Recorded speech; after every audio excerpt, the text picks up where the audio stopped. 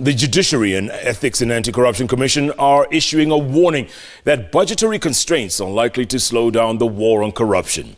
Appearing before the National Assembly Justice and Legal Affairs Committee, the institutions called for additional allocation, even as they outlined the measures they had taken to ensure the war on graft is sustained. Chemutai Goin has the details. The Ethics and Anti-Corruption Commission and the Judiciary were among the big losers in the 2018 budget allocation. But with an increased political goodwill to fight corruption, state agencies involved in the war are seeking to cash in on the moment. The EACC and the Judiciary sounding an alarm to the government that without adequate funding they will be toothless.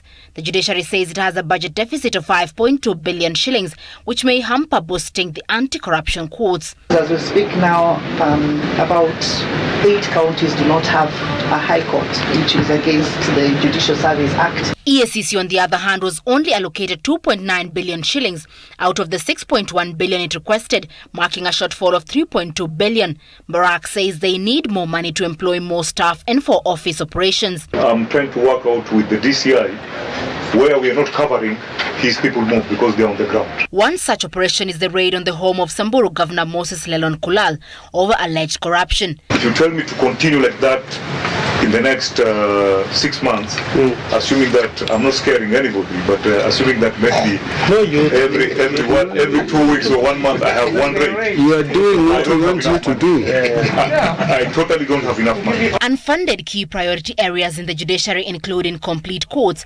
automation of proceedings and inadequate staffing, this including judges and magistrates. Some of the areas Amadi says will suffer the consequences include shelving of mobile courts in some areas, suspension of pro bono services, suspension of special benches, and delay in the implementation of alternative dispute resolution methods. One of the things we thought we could do was the construction of the Court of Appeal, which we have suspended.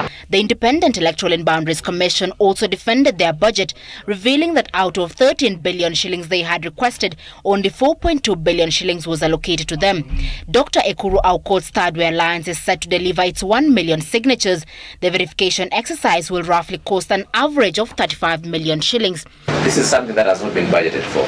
Definitely is going to have some budgetary implications, and therefore we need to bring it to attention. Other activities IEBC is expected to deal with include boundaries delimitation, which will be done after the August national census. Chemutai Goin, Citizen TV.